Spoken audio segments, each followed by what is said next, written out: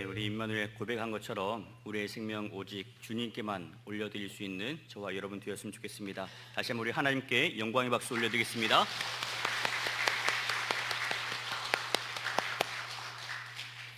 할렐루야. 오늘은 긍휼 그리고 칠병이어의 은혜라는 주제로 말씀의 은혜를 나누겠습니다. 마태복음 15장은 오늘 우리에게 하나님의 긍휼이 어디에까지 미치는지, 그리고 그 긍휼 앞에서 우리가 어떤 자세로 어떻게 살아야 할지에 관해 말씀하고 있습니다. 이를 위해서 손 씻는 이야기로 시작을 했고, 그리고 가나안 여인의 믿음을 지나서 오늘 이방 땅에서 병자를 고치시고, 그리고 칠병이어의 기적으로 마무리가 됩니다.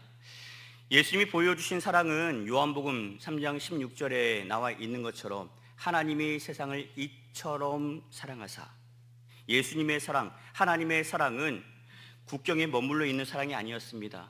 신분과 차별을 뛰어넘어서 보여주는 사랑이었고, 이를 통해 생명을 살리고 영혼을 구원해내는 사랑이라는 것을 우리에게 보여주고 있는 거죠.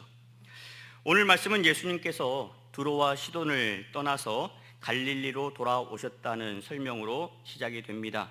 마가복음에 보면 예수님의 이동 경로를 좀 더 명확하게 보여주고 있어요.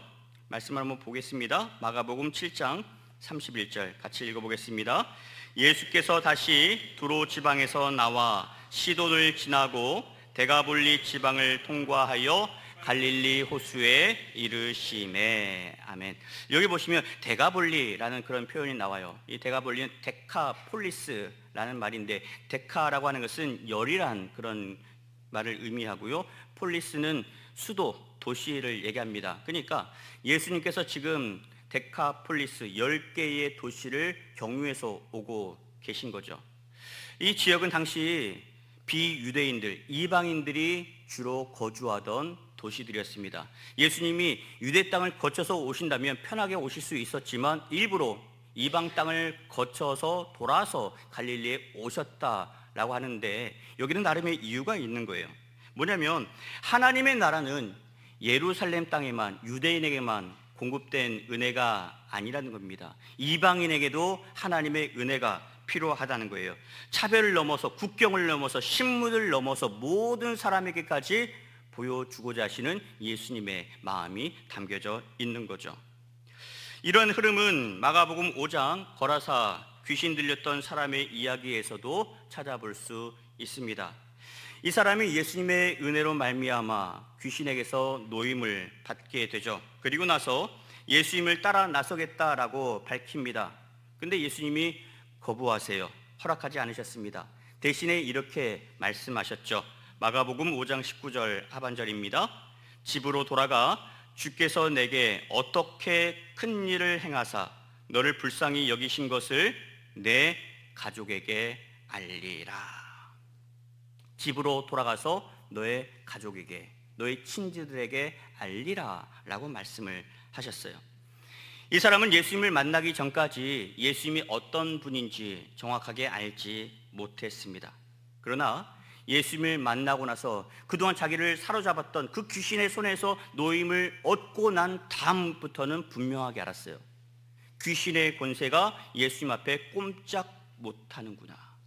예수님은 우리를 살리시는 하나님의 아들이시고 우리를 구원해 주시는 주라는 사실을 깨닫게 된 거죠. 귀신이 떠나간 이상 더 이상 사람들을 피할 이유가 없어졌습니다. 사람들 곁에서 사람들과 함께 사람답게 살게 되었어요.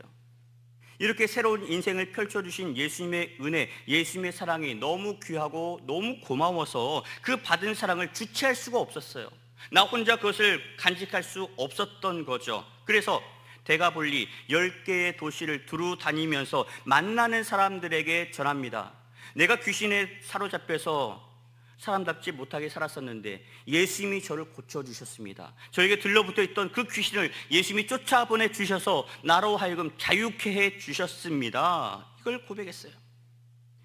이 간증을 들었던 사람들마다 감동이 되었고, 이들도 예수님이 필요한 사람들을 떠올리기 시작합니다.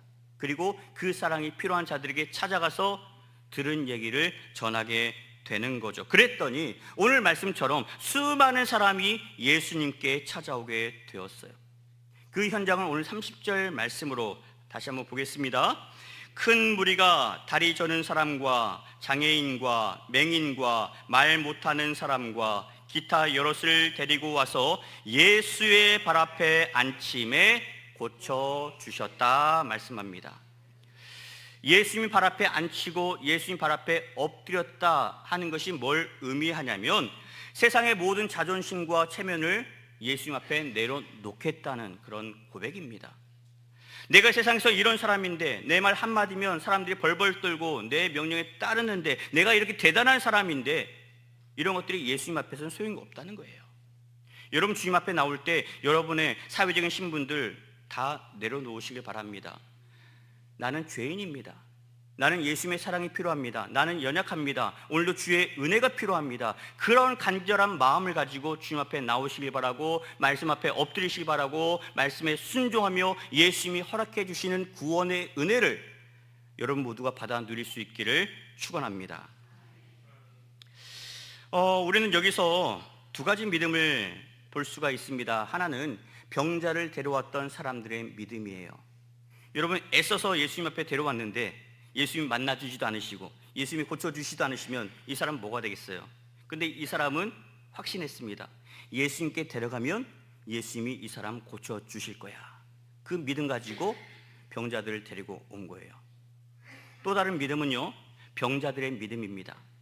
내가 그동안 수많은 방법을 동원해 봤지만, 그래서 병을 고치지 못했지만, 그래서 포기하고 살아왔지만 예수님을 만나면, 예수님 앞에 나가면 예수님이 내 병을 깨끗하게 고쳐줄 수 있다라고 하는 확신을 가지고 이들도 찾아온 겁니다. 간절한 마음으로 찾아온 거예요. 이들 모두 예수님을 믿는 믿음으로 그렇게 찾아왔고 예수님의 발 앞에 간절히 엎드렸습니다. 겸손하게 엎드린 거죠.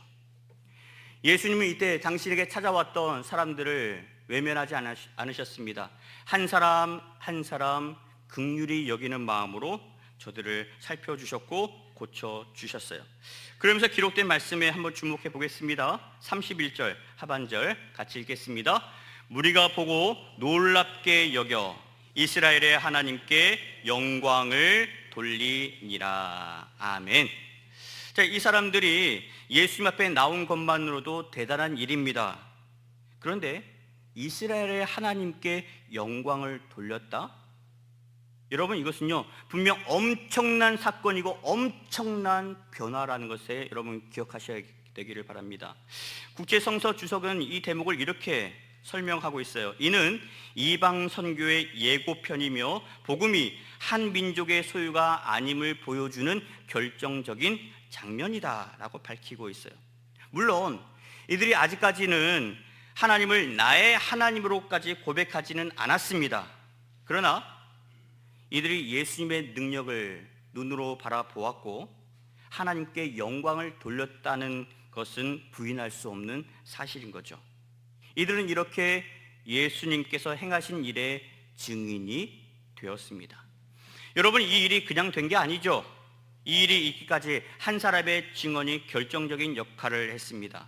거라사에 귀신 들렸던 사람, 예수님으로 말미암아 귀신으로부터 자유함을 얻었던 그 예수님의 사랑 앞에 믿음으로 고백했던 그 한 사람의 헌신 덕분에 이 놀라운 역사가 펼쳐지게 되었다라고 하는 거죠.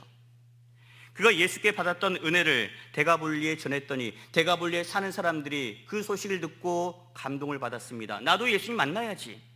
그렇게 복음을 들었던 자들이 예수님 앞에 나왔고 예수님은 그들 모두를 고쳐주셨고 그렇게 천국의 은혜를 경험하게 되었습니다. 여러분 그렇다면 우리도 예수님의 은혜를 받았잖아요. 그렇지 않습니까? 여러분 예수의 은혜로 구원받지 않으셨습니까? 그렇다면 우리도 가만히 있으면 안 되는 거죠. 고라사의 이 사람이 믿음으로 나아가서 예수님이 하신 그 일을 기쁨으로 증거한 것처럼 우리도 구원의 은혜를 받았으니 우리도 나가서 이 사실을, 복음을, 주의 사랑을 증거해야 옳습니다. 가족에게 전하셔야 되고요. 우리 직장 동료분들에게 전하셔야 되고 이웃에게도 전하게 될 때에 여러분의 믿음으로 고백에 말미암아서 저들이 예수 그리스도를 여러분의 삶을 통해서 경험하게 될 것입니다. 그러면 오늘 말씀에 나오는 것처럼 수많은 사람이 예수님 앞에 나오는 역사가 여러분의 간증을 통해서, 여러분의 삶을 통해서, 여러분의 고백을 통해서 펼쳐지게 될 줄로 믿습니다. 그런 은혜가 날마다 더할 수 있기를 예수님의 이름으로 간절히 축원합니다. 이제 다음 사건으로 넘어갑니다. 이제 15장 마지막 단락은 칠병이어의 기적 사건이죠. 이 사건은 마태복음 14장에 나와 있던 오병이어 기적과 여러모로 비슷하지만 엄연히 구별된 사건입니다. 오병이어 기적은 유대인 땅에서 유대인들에게 보여주신 사건이라면 오늘 칠병이어의 기적은 이방인 땅에서 이방인에게 보여주신 은혜의 사건인 거죠. 32절 상반절 이렇게 말씀합니다. 예수께서 제자들을 불러 이르시되 내가 무리를 불쌍히 여기노라. 칠병이어에서도 그리고 오병이어 기적처럼 불쌍히 여기는 마음에서, 긍휼히 여기는 마음에서 시작을 하는데, 여러분 이 마음이 어떤 마음입니까? 우리를 사랑하시고 우리의 아픔을 아시는 주님께서 우리를 깊이 공감하시고 우리를 구원하고자 하시는 그 마음에서 비롯된 것 아니겠어요? 예수님의 이런 마음이 오늘 구체적인 사랑의 표현으로 나타납니다. 32절 하반절에 굶겨 보내지 못하겠노라. 굶겨 보내지 못하겠다. 저들이 말씀을 사모하면서 나와 함께 2박 3일을 울고 웃으면서 그렇게 천국의 은혜를 나누었는데 하나님 앞에 영광을 돌린 저들을 내가 굶겨 보낼 수 없다라고 말씀합니다. 어떻게든 저들을 내가 배불리 먹여 보내야 되겠다. 이들을 향한 예수님의 애틋한 마음이 여러분 느껴지십니까? 나는 어떻게 해서든지 저들을 굶겨 보낼 수 없다. 어떻게 해서든지 저들을 배불리 먹여서 보내야 되겠다. 이렇게 말씀하십니다. 그런데 정작 제자들은 어떻게 반응을 합니까? 아주 냉철하게 반응합니다. 예수님, 광야에서 무슨 수로 저 많은 사람을 먹인단 말입니까? 예수님도 지금 어떤 상황인지 아시잖아요. 현실적으로 불가능합니다. 제자들의 이런 반응, 틀린 말 아닙니다. 맞는 말이에요. 현실을 정확하게 진단했고 냉철한 판단으로 대답한 말입니다. 그런데 빠진 게 하나 있어요. 그건 뭐냐면 믿음입니다. 믿음이 빠졌어요. 예수님께서 그토록 강조하셨던 믿음이 빠졌습니다. 이번에도 믿음 없는 생각을 하고 믿음 없는 판단을 내리고 말았습니다. 예수님께서 이런 모습에 얼마나 기가 차고 얼마나 답답해 하셨을까요? 예수님께서 오병이어 기적을 오래전에 보이신 게 아니었습니다. 짧게는 불과 몇 주, 길게 잡아야 2달, 3달 되지 않았을 거예요. 게다가 제자들은 오병이어 기적 이후에도 계속해서 예수님 곁에서 기적을 경험했습니다. 예수님께서 물길을 걸으신 일도 보았고요. 게네사렛에서, 두로와 시돈에서, 그리고 오늘 갈릴리에서도 수많은 사람을 고치신 일을 보았습니다. 사람들은 이 일을 통해서 예수님을 우리의 주와 우리의 그리스도로 고백했어요. 살아계신 하나님의 아들이심을 고백을 했습니다. 그리고 하나님께 찬양하고 영광을 돌려드렸어요. 그렇다면 예수님 곁에서 이 모든 일을 지켜보았던 제자들이라면 저들을 굶겨 보낼 수 없다는 예수님의 말씀에 어떻게 대답했어야 맞겠습니까? 예수님, 지난번 오병이어 기적 때 손을 드시고 기도하셨지 않습니까? 그런 것처럼 똑같이 오늘도 하늘 향해서 기도해 주시면 안 되겠습니까? 말씀만 해 주십시오. 그러면 우리가 말씀에 순종하겠습니다. 이 많은 사람들에게 은혜를 베풀어 주십시오 해야 맞습니다. 그런데 제자들은 그러지 않았어요. 그때는 그때고 지금은 지금이라는 시기입니다. 자기들 손에 먹을 것이 얼마나 있는지 점검하지도 않습니다. 광야에서 무슨 수로 저들을 배불리 먹인단 말입니까? 누구 하나 오병이어의 기적을 언급하는 제자 없습니다. 그저 믿음 없는 대답만 늘어놓았어요. 제자들은 그 누구보다 예수님의 능력을 경험하고 또 경험했던 사람들입니다. 그런데 정작 현실의 문제 앞에 서자마자 그 많은 믿음이 작동하지 않았어요. 여전히 세상의 방식으로만 계산했습니다. 그래서 현실적인 대답만, 부정적인 대답만 내놓게 된 것입니다. 예수님, 저들을 먹일 방도가 우리에게는 없습니다. 사랑하는 여러분, 제자들의 이런 반응이 오늘 우리의 반응은 아니었습니까? 우리도 예배 때는 아멘으로 화답합니다. 믿습니다. 그렇게 될 줄로 믿습니다 라고 고백합니다. 그러나 예배를 마치고 예배당 문을 나서는 그 순간, 그리고 현실 앞에서 문제를 마주하는 그 순간, 믿음과 현실은 별개의 문제라고 여러분 스스로가 먼저 구분 짓지는 않으셨습니까?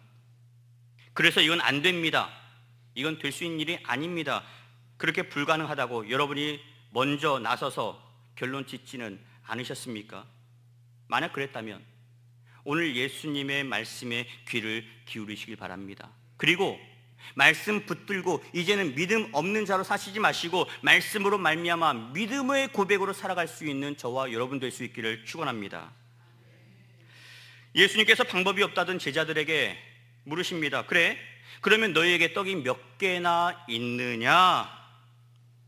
그래도 명색이 예수님의 제자인데 이쯤 되면 오병이의 기적을 떠올리는 게 정상 아니겠습니까?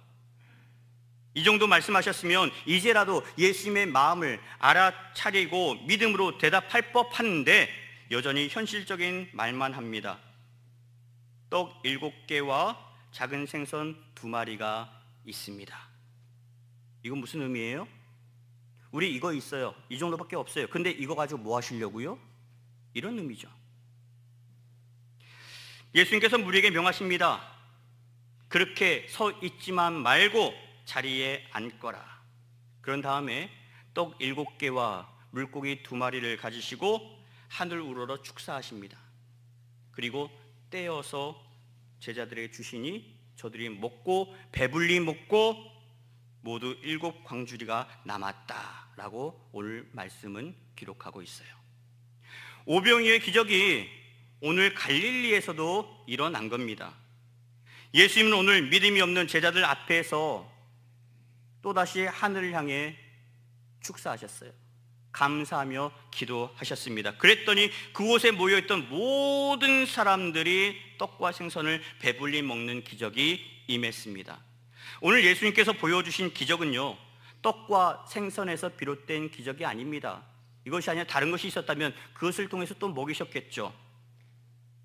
기적의 출발은 하늘을 향해 감사할 때, 하나님 앞에 기도를 올려드릴 때 거기서 시작되었습니다. 그런 다음에 제자들에게 떼어주셨고 제자들도 비로소 예수님의 말씀에 순종했더니 거기에서 기적이 펼쳐진 거예요. 떡을 떼고 또 떼어줍니다. 근데 부족하지 않았어요. 물고기를 떼고 또 떼어서 나눠줍니다. 그러나 부족하지 않았습니다. 차고 넘치는 은혜가 임했어요. 예수님의 손에 들려 있었던 떡과 생선이 하나님을 향할 때, 그리고 예수님의 손에서 일어났던 그 기적의 역사를 제자들 역시 늦었지만 순종하며 믿음으로 받을 때 제자들의 손에서도 그 역사가 이어지게 되었다라고 하는 거죠. 성경은 이날 예수님의 은혜로 음식을 먹은 자가 여자와 어린이를 제외하고 4,000명이었다라고 말씀을 하고 있어요. 여자와 어린아이를 포함하면 최소한 10,000명 이상이 은혜를 경험하게 된 거죠. 오병이어 기적에서는 장정만 5,000명, 오늘은 4,000명이 먹었습니다. 이 두 가지 사건의 핵심은 예수님께서 무엇을 가지고 어떻게 저들을 먹이셨는가에 있지 않습니다. 오병이어와 7병이의 기적 모두 예수님께서 하늘을 우러러 감사할 때 펼쳐졌다는 점이 중요한 거죠. 그리고 또 하나, 기적의 현장에 있었던 모든 사람들, 한 사람도 예외 없이 그 은혜를 맛보아 누리게 되었다라고 하는 점이 중요합니다. 예수님께서 오병이어 기적에 이어서 7병이어 기적, 매우 비슷한 사건입니다. 이 비슷한 사건을 2번이나 보여주신 데는 이유가 있어요. 예수님 앞에 다양한 사람들이 찾아왔습니다. 첫 번째 기적은 유대인들을 향한 기적이다 말씀드렸어요. 유대인들도 찾아왔어요. 그리고 이방인들도 찾아왔습니다. 이들 모두 은혜를 사모하며 찾아왔던 사람들이었어요. 세상은 어떻습니까? 유대인과 이방인 서로 하나 되지 못했던 사람들이죠. 서로가 서로를 차별했던 사람들입니다. 유대인은 유대인으로서 이방인을 차별했고요, 이방인은 이방인으로서 유대인을 차별했던 상황이었어요. 그러나 예수님은 차별하지 않으셨습니다. 똑같이 긍휼히 여기셨고 똑같이 은혜를 베풀어 주셨습니다. 여러분, 은혜에는요 차별이 없다는 점을 여러분 꼭 기억하시길 바랍니다. 하나님의 은혜는 동일하게 임합니다. 예수 믿는 사람에게도 비를 내려주시고 예수 믿지 않는 사람에게도 비를 동일하게 내려주시는 거예요. 이게 우리 하나님의 사랑이다라고 하는 거죠. 또 하나, 예수님의 은혜로 인해서 이들 모두 배불리 먹었습니다. 그러나 육신의 배부름은 오래가지 않습니다. 오늘 점심에 내가 밥을 많이 먹었으니까 배불러서 내가 저녁 안 먹으리라, 안 먹고 지나갈 수 있죠. 그런데 그 다음날 어떻습니까? 소화가 다 되고 나면 또다시 배고픔이 찾아오는 법입니다. 여러분, 이게 우리가 마주하는 현실의 모습이에요. 그래서 예수님께서 요한복음 말씀을 주셨죠. 요한복음 6장 35절 같이 읽겠습니다. 예수께서 이르시되 나는 생명의 떡이니 내게 오는 자는 결코 줄이지 아니할 터이요 나를 믿는 자는 영원히 목마르지 아니하리라. 아멘. 그래요, 예수님은 생명의 떡으로 이 땅에 오셨습니다. 물론 육신의 떡도 주셨어요. 그러나 이 육신의 떡은요, 오병이어 칠병이의 기적은요 궁극적인 목적이 아닙니다. 육신의 떡을 주신 이유가 뭐예요? 저들의 현실을 긍휼히 여기시며 그들의 아픔, 그들의 배고픔도 채워주신 데에도 이유는 있습니다만은 궁극적인 목적은 이겁니다. 이 사건을 통해서 예수님이 어떤 분이신지를 보여주신 거예요. 예수님이 하나님 보내신 하나님의 아들이심을 보내주신 증거라고 하는 거죠. 이것을 보고 우리가 하나님을 바라볼 줄 알아야 되고 정말 예수님이 우리에게 주고자 하신 것이 무엇인지를 깨달을 줄 알아야 되는 거죠. 근데 사람들은 기적에만 현혹합니다. 또다시 기적에만 목을 맵니다. 우리에게 기적을 보여주십시오. 우리에게 기적을 보여주십시오. 그래서 예수님 말씀하신 게 뭡니까? 내가 너에게 보여줄 기적은 요나의 표적밖에 없다라고 말씀하지 않으셨어요? 여러분, 우리가 기적 자체에 우리의 관점을 몰입하는 것이 아니고 예수님이 우리에게 생명의 떡으로 오셨고 그 생명을 십자가에서 당신의 몸을 내어주심으로 말미암아 십자가에서 흘리신 피로 말미암아 우리에게 영생의 은혜를 허락해 주셨다는 그 사실에 여러분 집중할 수 있기를 바랍니다. 예수님은 그렇게 유대인에게 먼저 은혜를 베풀어 주셨고 그리고 이방인에게도 은혜를 베풀어 주십니다. 이 땅에 사는 모든 사람에게 생명의 양식이 필요하기 때문에 그렇죠. 그래서 오늘 우리에게도 생명의 양식인 말씀을 주고 계시는 겁니다. 그래서 우리도 이 말씀을 늘 믿음 앞에 서야 되는 것이고 이 말씀을 믿음으로 우리가 아멘으로 받아 먹을 줄 알아야 하는 겁니다. 요한복음 6장 56절 57절 같이 고백하겠습니다. 내 살을 먹고 내 피를 마시는 자는 내 안에 거하고 나도 그의 안에 거하나니 살아계신 아버지께서 나를 보내심에 내가 아버지로 말미암아 사는 것 같이 나를 먹는 그 사람도 나로 말미암아 살리라. 아멘. 하나님이 예수님을 우리에게 보내주셨습니다. 살게 하려고. 우리에게 생명의 떡으로 오셨고 생명의 은혜를 공급해 주셨죠. 그래서 예수님을 먹는 자마다 나로 말미암아 산다라고 했어요. 여러분, 세상 살면서 우리가 살기 위해서는 이 생명의 말씀이 필요합니다. 예수님을 먹어야 되는 거예요. 말씀을 먹어야 우리가 삽니다. 그런데 우리는 어떻습니까? 여전히 세상의 것에 갈급해합니다. 여러분, 세상 사시면서 무엇을 바라보고 무엇을 구하고 무엇을 찾고 무엇을 위해 두드리고 계십니까? 무엇으로 채우고 계십니까? 세상의 것은요, 채우고 또 채워도 채워지지 않는 것 여러분 아시잖아요. 이걸 알면서도 우리는 여전히 채워지지 않는 그것을 향해서 올인하는 사람들이 있습니다. 지금도 그 길이 죽으러 가는 길임에도 불명한데도 불나방처럼 그렇게 불량에 달려가는 것처럼 정신없이 달려나가는 사람들이 있더라 하는 거죠.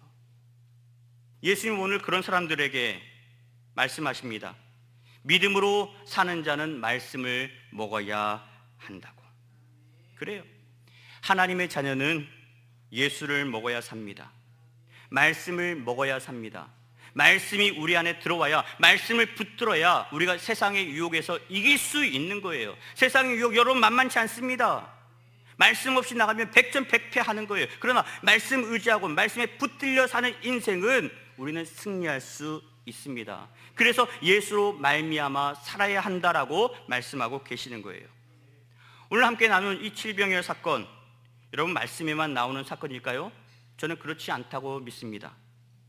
간절한 마음으로 예수님을 찾는 이들에게 예수님은 오늘도 칠병의 이어의 은혜로 임하고 계신 줄 믿습니다. 말씀을 사모하고 말씀을 통해 힘을 얻고 말씀으로 순종하는 자들에게 오늘도 오병이어 칠병의 은혜 그 이상으로 예비하고 계신 줄 믿습니다. 여러분 예수님 약속하셨잖아요. 세상 끝날까지 내가 항상 너희와 항상 있겠다고, 함께 하겠다고 약속해 주셨기 때문에 그렇습니다.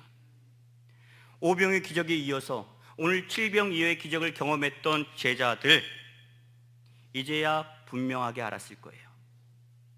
문제를 문제로 대하면 걱정과 염려가 앞서게 되지만 믿음으로 예수님을 바라보고 말씀에 순종하면 걱정은 기도로 바뀌고 그리고 염려는 감사로 바뀌게 된다는 것을 이들은 경험을 통해서 깨닫게 되었습니다. 여러분 오늘 우리도 이 고백으로 살아야 되는 겁니다. 하나님의 말씀이 오늘 우리에게 주어졌으니 이 말씀을 그냥 머리로서만 이해하는 말씀을 그치지 마시고 이 말씀을 내 가슴으로 받아서 내 삶에서 적용하고 그 말씀의 역사가 펼쳐질 수 있도록 여러분 믿음으로 순종할 수 있기를 바랍니다. 예수님께서 우리를 위해, 이를 위해 오신 거예요. 이를 위해 육신의 양식도 주셨고 영의 양식도 주셨습니다.